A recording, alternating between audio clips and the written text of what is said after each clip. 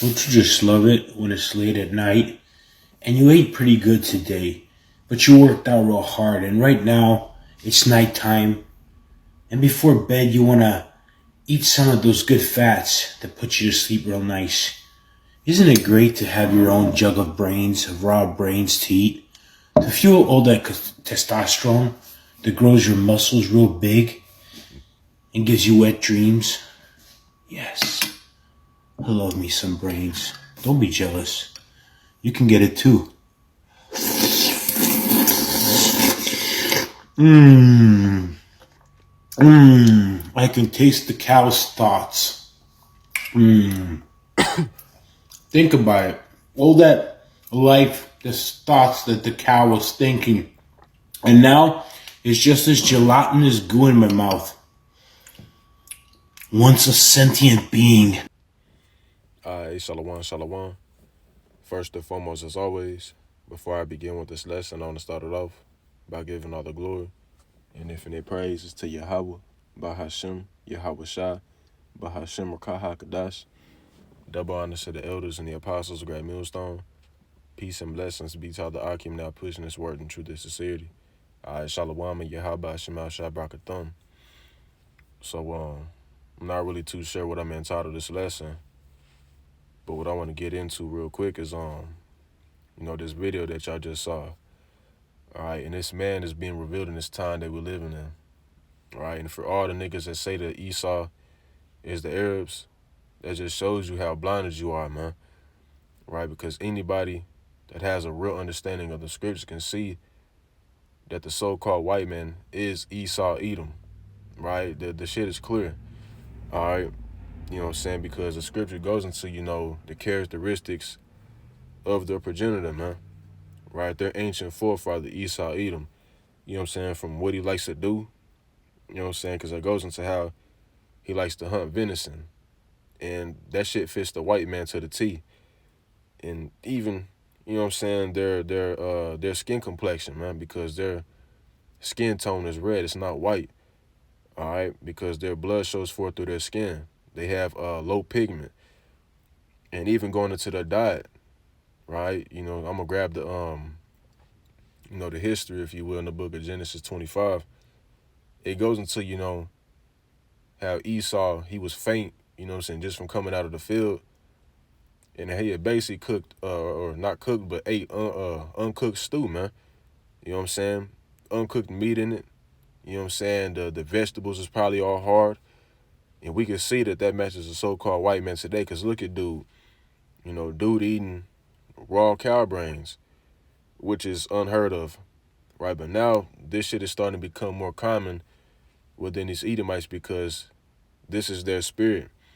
You know what I'm saying? Because not only did their forefather do it, but even going back to when they was in the caves, man, when they were in that beast-like state, they was eating raw meat. You know what I'm saying? Living beast-like. You know what I mean? The scripture goes to what is, I think it's the book of Job as well as Daniel, on how they were the bases of men, how they braid around the bushes, right? Straight caveman. You can look at this nigga, he looks like a caveman. If the so-called white man doesn't shave, he'll look like a straight-up caveman, right? But now to get off topic, we can see who this man is, right? And no other nation fits that description but the so-called Caucasians, man, right? And now you'll have other nations like, Ham, they'll do some, some nasty shit like this. But for the most part, it's who you call the Caucasians, man. Right? They're the only race of people that goes to a restaurant and orders half-ass cooked steak, man. You don't really see anybody else doing this. And if they do, guess where they're getting it from? They getting it from Esau, man. All right? And I'm going to go to his page because his whole diet is basically based off of, like, raw meat, man. You can see right here in the clip, I'm not going to, click on it, but dude drinking raw blood. Not raw, but blood, man. All right. Let me see real quick. He be eating raw hamburger meat, raw liver and shit. It's one right here. The most expensive honey in the world. It's pathetic.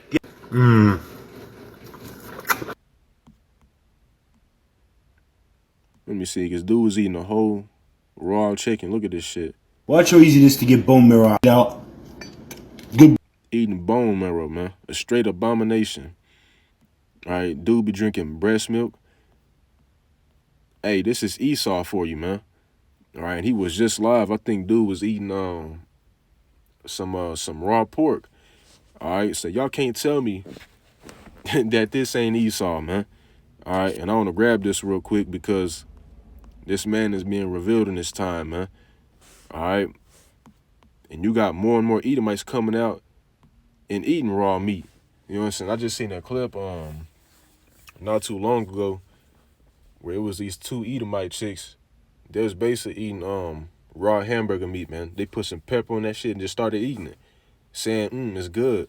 All right, y'all can't say that the so-called white man is not Esau, man. All right, but this is the book of 2 Thessalonians 2:5. It says, remember ye not that when I was yet with you, I told you these things, and now ye know what withholdeth, that he might be revealed in his time. And he's being revealed, man. You know what I'm saying, on a large scale. Even when it comes to things like this, just based off this man's diet, we can clearly see that this is Esau, man. And it's prophecy, as we're reading, that he was going to be revealed, man. Right? Because in order for Yahushua to come back, he had to be revealed. All right? It says, for the mystery of iniquity doth already work. Only he who now letteth will let, until he be taken out of the way. And then shall that wicked be revealed, whom the Lord shall consume with the spirit of his mouth. Why? Because of the prophets. You know what I'm saying? You got brothers exposing this man on a regular, man. Every day a brother's going into a lesson on Esau. That's the Lord consuming him with the spirit of his mouth. Right? Because the Lord has always spoken by the mouth of his prophets when you read in Habakkuk 2:12, if I'm not mistaken. All right? It says, and shall destroy with the brightness of his coming. All right?